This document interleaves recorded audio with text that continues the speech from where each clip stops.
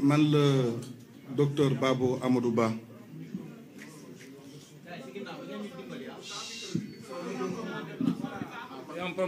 c'est bon naa wax ci kaw salaamaaleykum mbooloo mi man la docteur Babo Amadou Ba nekk vice coordonnateur MONCAP mooy kuréel bi ëmb cadre yu bokk ci biir PASTEF ñu ngi rafetlu seen teewaay fii tey war a wax problème actualité pour vous rassurer nekk ñu fi tey pour tontu kenn nekk ñu fi tey pour polémique kenn dafa fekk nag dans la communication politique la manipulation fait partie de la communication politique ñi jàng communication politique des fois dañ naan léeg-léeg faw nga manipuler damay rappeler rek en 2019 bi l'observateur bindee ne Tullow Oil moo jox Ousmane Sonko 195 millions loolu ñëpp xamoon na ne manipulation la mais manipulation boobu lu mu néew yàq na xelu ñeneen ñi loolu moo tax léeg-léeg quand tu fais de la communication politique bu nit génnee di manipuler da ngay ñëw pour déconstruire maanaam nit bu génnee di fen da ngay ñëw nga ne lii kat dafa war ak dëgg tey loolu mu ñu indi fii en toute vérité et en toute responsabilité gis nga problème mu bor bi dette cachée bi dafa am ñeenti dimension dafa am benn dimension boo xam ne c'est politique parce que ñi nekkoon ci réew mi dañoo taataan baatu askan yi bañ jox leen ñu def loo xam ne askan bi yëgu ko parce que bi ñuy leb bor bi askan bi yëgu ko te xaalis boobu bi ñu ko lebee pare fi ñu ko dugal amul benn intérêt boo xam ne askan bi gis na fa boppam. problème bor bi aussi am une dimension budgétaire une dimension financière parce que nag dañuy wax xaalis su ñu xaalis dugal gafa état mooy budget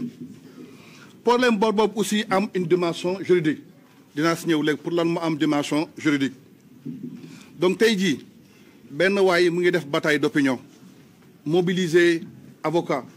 mobiliser militant mobiliser certaines presses pour def bataille d'opinion ñu ñëpp xam ne bataille d'opinion boobu li ko tax a jóg mooy la manipulation mais benn question laay posé sénégalais lu xew dama bëgg sénégalais bu ne nga posé benn question rek lan mooy xew lu fi jaar daw ba ay avocat ñëw di def lu xew li xew lend la pour sénégalais xam ko da nga ubbi rapport de la Cour des comptes à la page 5 dafa benn phrase bu doy daal bu fi dama koy lire en français tekki ko les faits relatés dans ce rapport représentant de faute de gestion de fait ou d'infraction pénale seront l'objet de déférés et de référés dañ ne lépp lu Cour des comptes càmbar si biir rapport bi benn mu nekk nit koo xam ne da nga laal xaalis état waroo ko laal loolu mooy la gestion de fait wala faute de gestion nga defu na xaalis Sénégal wala infraction pénale mooy escroquerie souscription sur les deniers publics feront l'objet de référés et de déférés loolu moo leen tiital parce que rapport bi kat mu ngi pôle judiciaire financier donc loolu mooy xew moo tax ma ne affaire de dette dafa am dimension politique am dimension juridique am dimension financière am dimension économique man nag sama intervention trois pàcc laa koy indil damay jël sénégalais bi gën a sori ne ko dette cachée kan lañ nëbb dette bi ak nan lañ ko nëbbee foofu laa njëkk wax ba mu leer nañ su ma ñëwee ñaareel bu ma nekk nan lañ ko nëbbee ak ñaata la naa ko génne benn par benn ba mu mat 4850 milliards ñetteel bi maintenant ñu déconstruire bis njëkk mooy dette cachée dañ ko nëbb askan bi su ne la dette est cachée dette bi dañ ko nëbb askan bi parce que état bu lebee xaalis askan bee fay souvent sax on dit en finance que une dette c'est un impôt décalé parce que da ngay leb xaalis dem si gafak nit ñi jël impôt fayaat ko léegi foofu nan lañ nëbbee bor bi askan bi c'est très simple ñoom Bara Ndiaye ñoo teewal askan bi ca assemblée mooy député yi te amul benn bor bu état bu Sénégal war a jël si ndaw du Sénégal te jaarul assemblée ba assemblée tax ma nekk jox naa la ndigal naa la wax ni ñuy joxe ndigal foofu nag dañoo violer ñaari loi ak 5 décrets d'application dañoo njëkk a violer la loi sur le code de transparence dans la gestion des finances publiques ñaareel ñu violer la loi organique relative à la loi des finances bu 2020 bi violer 5 décrets d'application mooy décret bi nga xam ne c'est lié à la comptabilité nationale, décret bi nga xam ne c'est lié au tableau des opérations financières de l'État, décret bi nga xam ne c'est lié à la gestion budgétaire de l'État, décret bi nga xam ne c'est lié à la nomenclature budgétaire de l'État, ak décret bi nga xam ne c'est lié à la comptabilité de l'État. mu ñëw si loi bi ñoom Bara Ndiaye voté ne article 27 dafa ne les emprunts à court, moyen et long terme sont autorisés par l'Assemblée nationale. Article 27 damay joxe aussi ay article pour fépp waaye nekk Sénégal ubbi la loi xool ko article 27 les emprunts mooy état buy leb assemblée mooy koy autorisé déggoon naa nag kulu naa yi naan cour suprême mooy autorisé non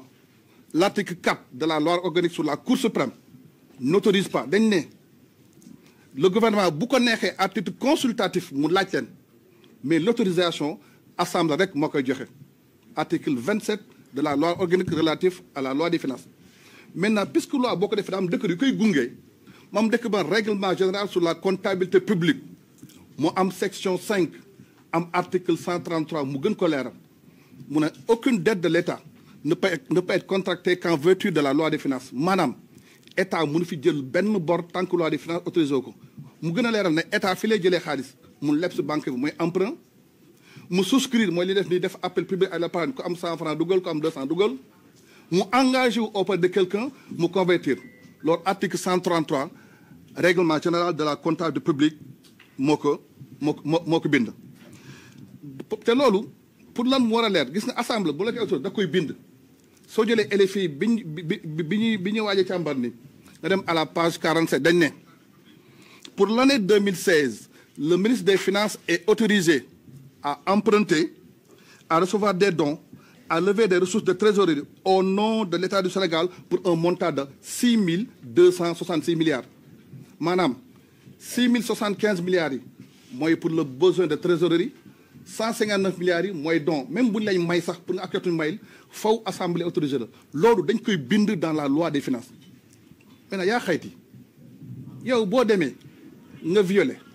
bi ngay dem assemblée jox la ndigal nga dem informé woo assemblée la dette a été cachée lii mooy dette cachée da nga laxatu leb boo xam ne askan bi yëgu ko parce que assemblée voté wu ko nga jël xaalis fi nga ko dugal kenn yëgu ko ba état de fi pexam bi gis ko naa leen wax yëg ko loolu mooy le premier point. Voilà, une dette est cachée lorsqu'on viole l'article 27 de la loi des finances et l'article 133 du règlement général de la comptabilité publique loolu mooy point bi njëkk bi. ñaareelu point bi mooy naka la ñuy caché dette nee naa ne léegi assemblée dafa ne jox naa ndigal ministre bi mu dem emprunter mu wuti xaalis mu nekk maintenant mu ngi ut xaalis sur le plan national et sur le plan international léegi état ni muy wutee xaalis juróom benn la dama koy leeral ba pare moo xam ne fa lañ jaar pour luubal xaalis askan bi bu dee bitim réew dañ ne dette bilatérale dette multilatérale eurobond dette bilatérale mooy bor bu dox diggante dëkk ak dëkk Sénégal dem si waa Chine ne ko man kat soxla naa nga lebal ma xaalis temps loo may la dette bilatérale dëkk mooy lebal moroomu dëkkam bu dee la dette multilatérale dafa am organisme international yoo xam ne comme FMI comme Banque mondiale comme BOAD Sénégal dem ne kat bëgg naa ngeen lebal ma xaalis loolu may la dette multilatérale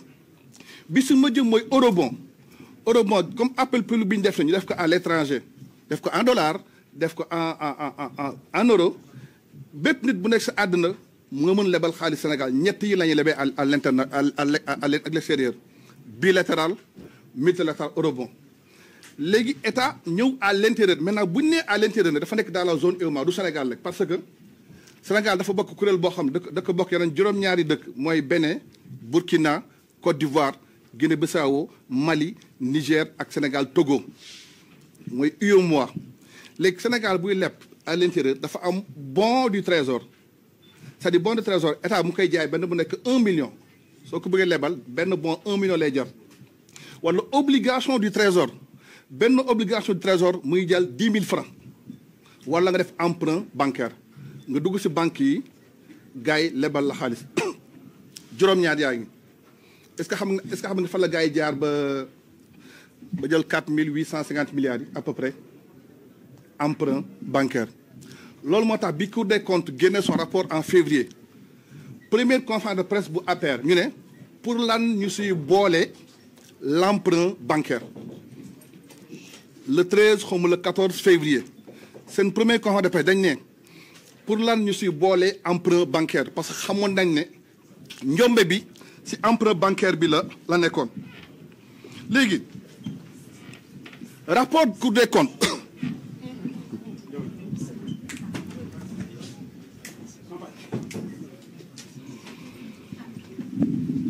ma joxaat page toujours ma joxe page